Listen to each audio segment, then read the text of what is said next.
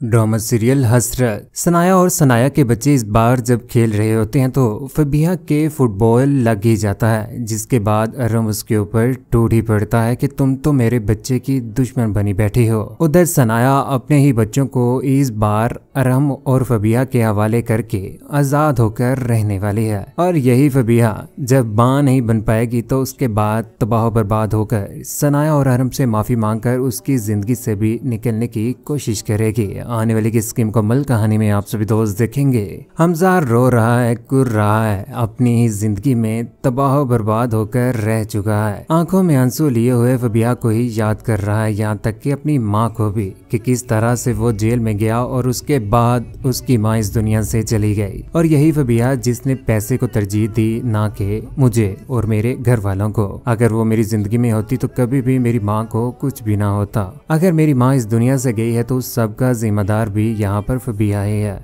आंखों में आंसू लिए हुए हमजा ने इस बार फैसला कर ही लिया कि जब फरहीन उसका एहसास कर रही है तो वो क्यों ना उसका एहसास करे। यहाँ तक कि इस बार जब हानिया की शादी होगी तो यहाँ पर उसी रोज शहीन बेगम हमजा को भी कह ही देगी कि जितनी जल्दी हो सके तुम दोनों एक दूसरे के साथ निकाह कर लो। यूँ हमजा और फरहीन एक दूसरे के साथ निकाह करने वाले हैं और अपनी जिंदगी में खुशबाश रहने ही वाले हैं। दूसरी जानिब फबिहा जो इस बार दुश्मन बनी बैठी हुई है सनाया की, जब बच्चों के साथ खेल रही होती है सनाया तो यहाँ पर ऊपर से अरम भी देख रहा है। बच्चे बहुत ज्यादा खुश हैं सनाया के साथ, क्योंकि वही उनकी असल माँ है। छोटी माँ ने तो आकर घर का निजाम ही तबाह किया था। जैसे ही फबिहा यहाँ पर पहुँचती है तो उसके बॉल लग ही जाती है। उधर फबिहा जिसके पेट के ऊपर बाल लगते लगते बच ही जाती है, जिसके बाद अरम ऊपर से चिल्लाता हुआ सनाया के ऊपर नीचे आ जाता है। नीचे आकर कहता है कि सनाया तुम क्या कर रही हो, मेरी तो दुश्मन बनी हुई, उस बच्चे का क्या कसूर है। सनाया कहती है कि गलती के साथ लगी थी, मैंने कोई जानबूझकर नहीं मारा उसे। सनाया अगर मेरे बच्चे को कुछ भी हो गया तो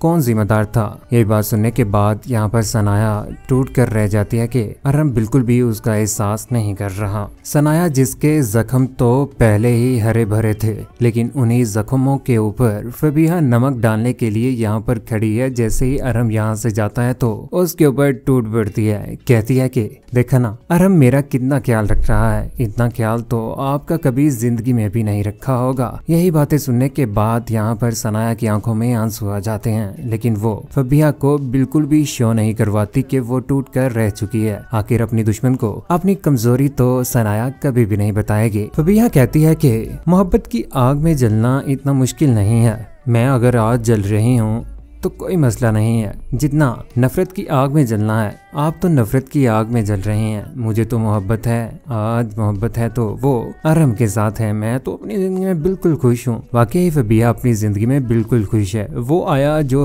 दूसरों के घर में जाकर उनके घर के काम किया करती थी मुलाजमों की तरह से, आज यहाँ पर उसे इतनी ज्यादा प्रायोरिटी दी जा रही है तो फबिहा आखिर खुशी होगी ना। फबिहा कहती है आग तो लग ही चुकी है, बस चिंगाड़ी को भड़काने की देर है। आग तो वाकई ही सनाया और अरम की जिंदगी में लग ही चुकी है, लेकिन इस बात का एहसास है तो वो सनाया को ही है। अरम को तो अपनी वो मुलाजमा की ही फिक्र है और उसके पेट में उस बच्चे की। उधर कमरे में आ जाने के बाद फबिहा जो अपना ही पेट पकड़कर बैठी हुई है कि मैंने तो कभी भी ना उन बच्चों का बुरा सोचा ना ही सनाया का। मैं तो इन बच्चों का इतना खास ख्याल रख रही हूँ कि मैं अपने बच्चे की भी इतनी फिक्र नहीं कर रही। मुझे हादी और हरीम उतने ही अजीज हैं अरहम जितने आपको हैं, लेकिन सनाया को मेरे बच्चों की दुश्मन बनी हुई है, जो अभी इस दुनिया में भी नहीं आया। अरहम को अपने ट्रैप में करने के लिए फबिहा कोई भी कसर नहीं छोड़ रही। उधर फबिहा कमरे में भी इस बार कब्जा करने जा रही है बच्चों के। इस बार जैसे ही उस कमरे में गई होती है तो ऊपर से हरीम और सनाया पहुंच जाते हैं, बहुत ज्यादा गुस्से में होते हैं। यहाँ पर अपने बच्चे की वो बातें सनाया को कह देती है कि इस कमरे को मैं बहुत ज्यादा डेकोरेट करने जा रही हूँ, जब इस दुनिया में मेरा बच्चा आएगा तो इसी कमरे में हम रहा करेंगे। सनाया के बच्चों के कमरे के ऊपर कब्जा। इस बार सनाया ये बात बर्दाश्त नहीं करती, लेकिन फबिहा कहती है कि देखो ना तुम अरम की जिंदगी से भी तो निकल ही चुकी हो और अरम ने भी आपको अपने दिल से निकाल दिया हुआ है, तो आप इस घर में रहकर क्या करेंगी। ये बात सुनने के बाद सनाया तो टूट ही जाती है। उधर मिरर के सामने खड़ी होकर रो रही है। अपनी ही आंखों में आंसू लिए हुए इस बार अरहम की वो रिंग भी उतार ही देती है और उतार के फेंक देती है। और यही सोचों में है गुम सनाया, जिसने शुरू से लेकर आज तक बच्चों के लिए जॉब की और अपने शोहर का भी ख्याल रखा, लेकिन आज अगर उसे हासिल हुआ तो सौतन के सामने गालियां हैं। अरहम बिल्कुल भी सनाया के साथ अच्छा नहीं कर रहा। सनाया परेशान है। इस बार उसे उसकी माँ की कॉल आ ही जाती है, जहाँ पर सारी की सारी बातें बताना शुरू हो जाती है कि घर में तो निजाम बहुत ज्यादा खराब हो चुका है, बिल्कुल भी एहसास नहीं कर रहे अरहम मेरा तो। अरहम के साथ साथ इस घर की हर चीज के ऊपर फबिया ने कब्जा कर लिया हुआ है, यहाँ तक कि बच्चों के ऊपर भी। बच्चों को भी अपने काबू में करने की कोशिश कर रही है ये फबिया। उसकी माँ परेशान कहती है कि अपने बच्चों को लेकर इस घर में वापस आ जाओ, ऐसा ना हो कि बेटा तुम्हारे बच्चे भी छीन ले। लेकिन सनाया कहती है कि मैं कभी भी ये घर छोड़कर नहीं आऊंगी, क्योंकि मैं इतनी भी कमजोर नहीं हूँ कि एक मुलाजमा मेरे सामने आकर खड़ी हो जाए और उसका मैं मुकाबला भी ना कर पाऊँ। अगर ये इनकी ख्वाहिश है कि बच्चों को मुझसे दूर कर लें तो इनकी ये ख्वाहिश भी मैं पूरी करने के लिए तैयार हूँ। उधर फबिहा की बर्थडे है। बर्थडे के मौके के ऊपर इस बार बहुत बड़ा सरप्राइज देने जा रहा है। यहाँ पर अरहम भी फबिहा को उसे लेकर होटल में चला जाता है, जहाँ पर अपनी ही पसंद का काला जोड़ा उसे पहना देता है, क्योंकि अरहम को तो काला जोड़ा है ही बहुत पसंद। फबिहा के ऊपर जचता है काली फबिहा, काला ही जोड़ा। आंखों के ऊपर हाथ रखे हुए यहाँ पर अरहम लेकर जा रहा है होटल में, जहाँ पर उसने सरप्राइज प्लान किया हुआ है फबिहा के लिए। जैसे लेकर जाता है तो यहाँ पर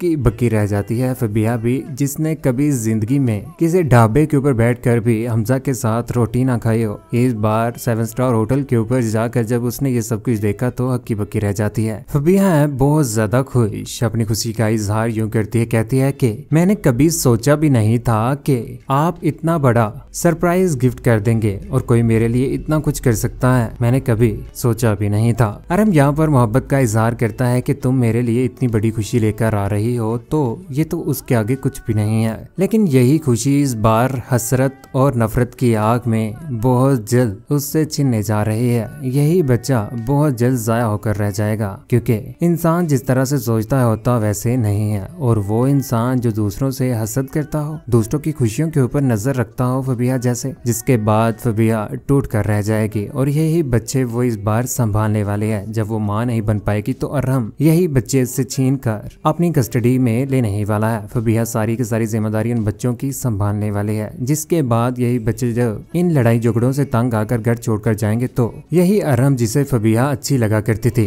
और वो बहुत जल्द उसे बुरी लगने वाली है और उसी के साथ वो नफरत करने वाला है। ड्रामा सीरियल हसरत की हैप्पी एंडिंग कुछ यूं ही होगी जब फबिहा को अपनी गलतियों का एहसास हो जाएगा और यही बच्चे बहुत जल्द ढूंढने के बाद घर में वापिस आ जाएंगे। फरहीन और हमजा का निकाह हो ही जाएगा। वो दोनों तो अपनी जिंदगी में खुश रहना शुरू हो ही जाएंगे। लेकिन ये फबिहा जिसके हक में आज ये तो काबिल भी ऐसी ही थी कि जिंदगी में तबाह बर्बाद होकर रह ही जाती। जब फरहीन और हमजा का निकाह होगा तो ये भी बात उससे बर्दाश्त ना हो पाएगी। सनाया जिसकी जिंदगी में दोबारा से जल्द अज जल्द खुशियां आने ही वाली हैं। अरहम भी उससे माफी मांग लेगा और दोबारा से उसके पास आ ही जाएगा। ये ड्रामा सीरियल हसरत की हैप्पी एंडिंग हो जाएगी। कौन कौन चाहता है कि अरहम और सनाया दोबारा से अपने बच्चों के साथ हंसी खुशी के साथ जिंदगी गुजारना शुरू हो जाएं? फबिहा के साथ बुरा हो कौन कौन चाहता है? अपनी कीमती राय का इज़हार नीचे कमेंट सेक्शन में जरूर दीजिएगा। चैनल को सब्सक्राइब करने के बाद बेल का बटन जरूर दबाइएगा। अपने ख्याल रखिएगा, दुआ में याद रखिएगा। अल्लाह हाफिज।